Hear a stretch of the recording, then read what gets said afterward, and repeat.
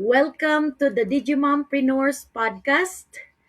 I am Mary Cris Trujillo. I'm one of the Digimompreneurs. I'm a fourth grade teacher here in New Mexico, USA. And yes, I also have three young adult children who are studying in college. And my husband is working in a cookware company here in New Mexico, USA. They are my greatest why, including my mom, why I started this digital business in the online space. You know, our every Sunday podcast, this is a space where we can pause, reflect, and have an honest conversation about opportunities, challenges, and the possibilities that are available to us if we choose to take action. Today, we'll be going through a few reflective questions that can help us better understand where we are right now and where we want to go. As you listen, feel free to take notes, reflect, and most importantly, be open minded. So let's go ahead. But before we go to our questions, I will let Sis Divina introduce herself. Sis Divina, Hi everyone! Hi Sis Marie Chris! Kamusta, kamusta? So, okay we are naman here sis. again live from the city of Edmonton, and my name is Divina, originally from Cebu, Philippines, and currently living here in Edmonton, Alberta, Canada. May isang anak, may tatlong apo, at a housekeeper dito sa Canada and a proud digital business mentor. And I joined this business because I wanted to retire early and give time to my family back because they are still in the Philippines right now, but hopefully I can be with them sooner or later. Thank you, Sis Marie Chris. Back to you.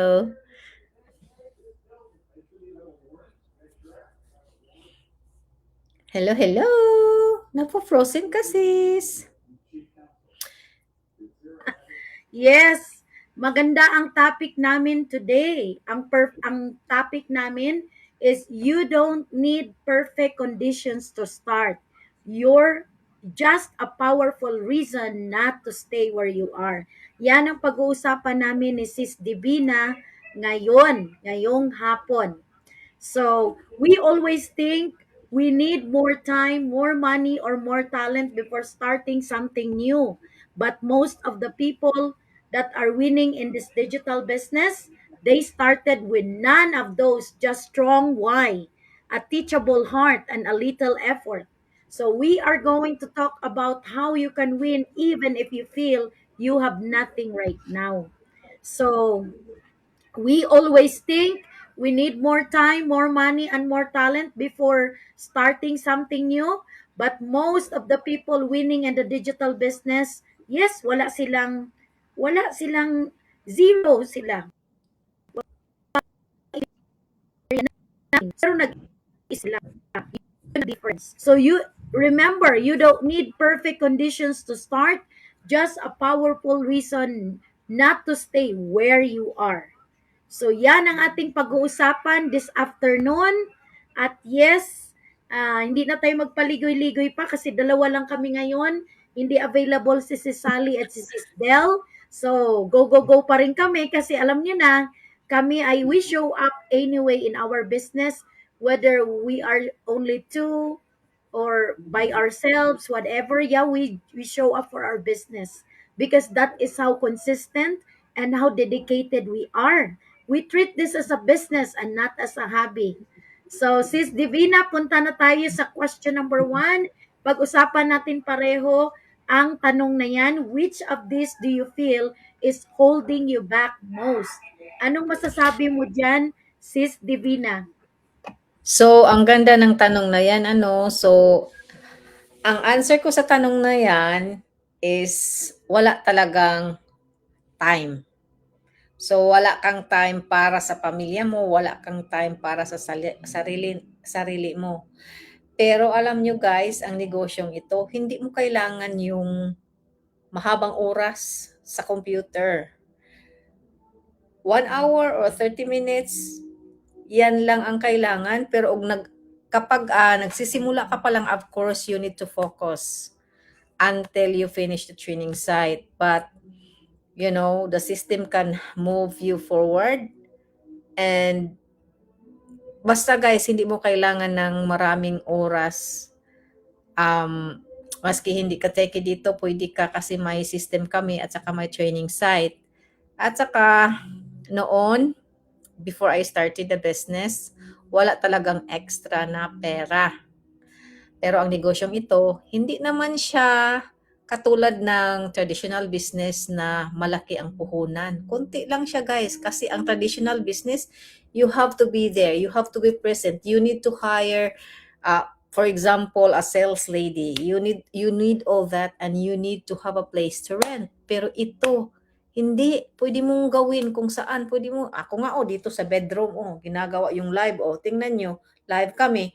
Ginagawa namin to sa four corners of my house.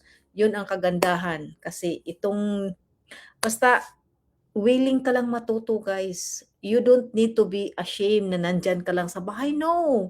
Because this business, you can do it anywhere you want. Basta, maski nga, gagamit ka lang ng cellphone mo, di ba sis Marie Chris, kung nandyan ka sa loob Yes, ng totoo bathroom, yan. bakit naman hindi? Kasi negosyo mo yan, nadadala mo sa cellphone mo. Mag-answer ka ng mga enquiry sa cellphone mo. Kung nandyan ka sa bathroom, gusto mo ng me time or alone time, why not? Diba? Yan ang kagandahan sa negosyo namin. Yeah, maski wala kang tech skills, hindi pa ka confidence, pero yung confident mo, araw-araw mo tong ginagawa, kagaya ko, na hindi ako teke noon. Tapos, may kunting hiya pa ngayon, wala na talagang hiya, tigidig na lang. Oo guys, oo, you can start. Ako nagagawa ko ito sa 1 hour or 2 lang, kayo rin magagawa nyo rin. So sis Marie Chris, anong masasabi mo dito? Yes, agree ako dyan sa mga sinasabi mo, Sis Divina. Ito rin yung mga rason ko dati. No time, no money, and no skills, no confidence. No time kasi nga busy-busy ako bilang guro at lagi ako multitasking lagi. Akala ko, hindi ko ito lagi busy. Sabi ko pa, may very busy schedule ko. Pero pala, napakaganda ng business na ito kasi it was built for people na very busy. People that are working, people that are doing multitasking, people na maraming inasikaso. So ito pala ay maganda kasi nga it runs on automation at nagagawa mo na isisingit mo yung small pockets of time mo dito sa business na to. Noong ang isang linggo na interview namin si Coach Neda Ward Bisadeneco at inexplain niya, siya ay napaka-busy na civil engineer, nagtatrabaho sa isang construction company. Tapos may anak pa siya na kambal, dalawa, maliliit pa, hindi pa high school, nasa elementary pa lang. Tapos nagagawa niya lahat to, being a wife also to her husband. So alam nyo, binibuild talaga tong business na to para sa mga tao na very busy. Kasi very flexible at very portable ito. Ang kailangan mo lang ay cellphone. Basta may wifi ka at phone, most of the time, sometimes kailangan mo ng laptop para sa mga training, pero most of the time, basta may phone ka, may wifi ka, yes, you can do it anywhere at any time. At ang gandahan dito, it is run by automated system. Hindi mo kailangang bantayan 24/7 kasi magra-run lang at the background.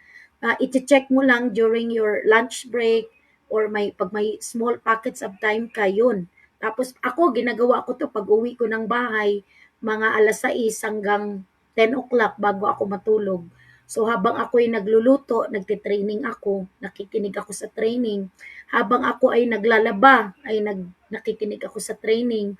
Habang ako'y kumakain ng dinner, yes, ay hinahayaan ko lang ang business ko na mag-run at background. Pag time ako, check ako ng series. So, yun lang, ganun lang. Kasi nagra-run lang on its own.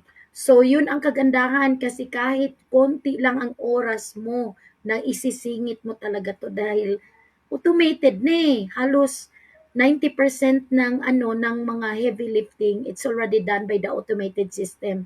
Yung part na lang namin na mga siguro around 10%, yun na lang ang aming ginagawa. Pero siyempre, kailangan pa rin namin mag-effort kasi hindi naman to magkakaresulta ka instantly kinabukasan kung hindi ka mag-effort. So kahit like any other business, either traditional or online, ito rin ay kailangan mong mag-effort kasi wala namang instant success. Dito sa business namin, legit na business ito. We pay our taxes and yes, this business is working and this business is not a scam. We are doing it online. Nagbabayad kami ng taxes ni Sis Divina and all the other almost 300,000 people na members ng aming business community. Yes, we are running this and our business is recognized by the government. So, dati rin, bukod sa no time, nasabi ko rin sa sarili ko, wala akong perang pang-invest. Pero alam nyo, wala rin akong perang pang-invest na nag-start ako eh. Pero alam nyo, if you have strong will and determination to start and change your life and to provide a more comfortable life for your family, gagawin mo ang lahat. Nagagawa niya ng paraan kahit wala kang pera. Kasi ako nagawan ko ng paraan eh. Dahil sa kagustuhan ko na maka-join sa business na to, na makapag-retire ng maaga, na hindi ko hintayin na ako'y magkasakit bago ako mag-retire at the age of 65 or 66 years old dahil lang walang choice ako dahil na-stuck na ako sa aking 9 to 5 job. Meron in the only ng paraan basta determinado ka ang buhay mo, gawan niya ng paraan. Kasi yan din ang rason ko dati. Pero nagagawan pala ng paraan kung determinado ka. At yung no confidence or skills, yan ang una ko ring rason na hindi ako mag-join dito sa business na to. Kasi 2017 ko pa to laging nakikita every day. Laging may advertisement tungkol sa digital business, sa social media. Hindi ko pinansin kasi akala ko para lang to sa mga tech savvy. Akala ko kailangan ko ng business background para lang maka-start. Hindi pala. Dahil pala, I will learn as I go. Dahil pala, kailangan ko lang palang mag-start and they will show you how to do this business. My mentoring. Sis, unmute yourself. Yes, Sis Divina, alam mo, hindi pala totoo na kailangan ng background kasi pala sa business na ito, you will learn as you go. Kaya yun ang kagandahan ng business na to kasi nagagawa siya, natututo ka as you are running your business. So yan naman ang masasabi ko, Sis Divina, para sa ating question number 1. Ngayon, punta na tayo sa ating question number 2. Ang ating question number 2 na sasagutin natin, Sis Divina, what's one reason why you want to earn online? So, ano ba ang ating mga dahilan? Sige, ako munang mag-umpisa. Alam nyo, Okay. ang isa sa mga dahilan ko is to stop living paycheck to paycheck. Extra income brings breathing room and dignity. Kasi sa buong buhay ko, 29 years na akong nagtatrabaho bilang guro. Yes, lagi lang akong living paycheck to paycheck. Kahit mag-overtime ako, wala pa rin. Magugulat na lang ako. Sana napunta yung kinita ko. Nag-extra pa ako sa additional para ka-extra na $500. Sabi ko, bakit wala pa rin? Naubos pa rin lahat. So, isa yan. Kaya ako ay nag-join dito sa digital business kasi ayoko naman na hanggang sa pagtanda ko, living paycheck to paycheck pa rin ako. Ayoko naman na pagdating ko ng 65 years old or 66 years old na retirement age dito sa Amerika at I think sa Canada ganun din at sa ibang bansa na kulang ang pension. Ayoko nang danasin yun. Kaya ako, nag-start na ako nitong business na to para pagdating ng araw na hindi ko na kailangan hintayin ang aking retirement at ayokong umasa sa retirement benefit kasi alam ko na kulang na yan. Pagdating ng araw, kung ngayon nga, yung $100 mo, mga dalawa, tatlong item lang yan. Depende pa nga sa item eh. Minsan, pag bumili ka sa grocery store, minsan isang item or dalawang item lang yan. So, napakamahal na ngayon. Kahit sa Pilipinas or sa ibang bansa, kahit nasaan ka man na sulok ng mundo, mataas na ang cost of living. Lalo na pagdating mo sa retirement taas na nung mga panahon na yun. Yes nga, tataas din ang sweldo natin, pero halos magpantay lang yan or kulang pa nga pambayad ng bills dahil sa taas ng mga bilihin. So, isa yan sa mga dahilan to stop living paycheck to paycheck. At saka pangalawa, to have more time with my family. Even 1 hour saved per day adds up to more presence. Alam nyo, yan talaga nagigilty ako dyan kasi sa 29 years ko na nagtuturo way back in the Philippines, 20 Amerika, sa totoo lang nagigilty ako kasi sinasabihan ako ng bunso kong anak, Mami, lagi ka namang wala eh. Lagi kang nagtatrabaho, lagi kang wala. Lagi kang katasan. So, nagilty ako dun sa sinabi ko. Lang akong busy. Lagi na lang ako may ginagawa. Na lang ang bahay. Email na report na kailangan kong gawin sa computer ko para ma-submit ko that day. So, napakarami pa rin ginagawa. So, totoo naman yung sinasabi ng anak ko na I always trade money for my time. Laging napupunta sa trabaho ko, lahat ng oras ko, konting-konti na lang ang natitira para sa family ko. Halos wala na nga eh. Bakit? Kasi nga lang para makapagbayad ng bills eh. Sabi ko ayoko naman ang danasin ng ganito, na pahabang buhay ganitong ganito na lang. So sabi ko kailangan mag-start ako ng something na ang makikinabang hindi ang employer ko kundi ako, sarili ko, professional development. Kikita ako para balang araw pag matanda na ako, hindi ako aasa sa mga anak ko, kundi ako ang magbibigay at tutulong sa kanila. Mas okay sa akin yun. Ayoko na danasin na hihingi ako tapos syempre sasabihin ng anak mo, wala naman akong maibibigay sa iyo mami kasi may pamilya din ako, kulang na kulang din. So ayoko naman ng ganun. So ako gusto ko, ako na lang magbigay kaysa ako ang tutulungan tapos wala ring maibigay yung mga anak ko kasi konti lang din ang sweldo nila. So mahirap talaga pag umasa lang sa kapiranggot na sahod eh. Kasi alam ko, akala nung iba, porket nandito na tayo sa Canada at Amerika, na hindi na tayo gumagastos, akala nila milyon-milyon ang kinikita natin. Pero hindi nila alam na napakalaki din ang gastos. Mahal ang bills. Lagi tayong hinahabol ng mga bills araw-araw. Kahit nga tayo mag-retire na eh, wala pa rin. Kasi hinahabol pa rin tayo ng mga bills. Hindi yan nauubos ang bills hanggat tayo'y nabubuhay sa mundong ito. Kasi kahit sabihin nila, uy, hindi ko na kailangan ng dagdag na pera, hindi ko na kailangan mag-business, hindi ko na kailangan ng ganyan, ng ganito, ng ganyan. Kasi I have a stable job. Hindi kaya yun totoo. Dahilan lang nila yun. Excuses lang yun. Alam niyo kung bakit? Kasi ayaw lang nilang subukan. They don't want to get out of their comfort zone. Akala nila okay na. Pero deep inside, alam ko, alam ko na meron silang gusto. Gusto sana nila, kaso takot sila. Ayaw nilang subukan kasi akala nila baka mag-fail sila, anong sasabihin ng iba. Akala nila they will become indifferent at naiiba sila kung may susubukan sila na an opportunity. So yun naman ang perspective ko dyan, Sis Divina. How about you, Sis Divina? Anong masasabi mo dyan? Tama ka diyan Sis Marie Chris 'no, kasi, ang negosyong ito talagang, hindi para sa lahat. Pero for me kasi mahirap yung trabaho ko, mabigat na lalo na nagdagdag every year nagdagdag yung ano mo, age mo, nagdagdag ng isa every year. Tapos hindi mo kontrolado kung sino yung you are irreplaceable sa trabaho mo kaya one reason bakit ako, nag-start itong online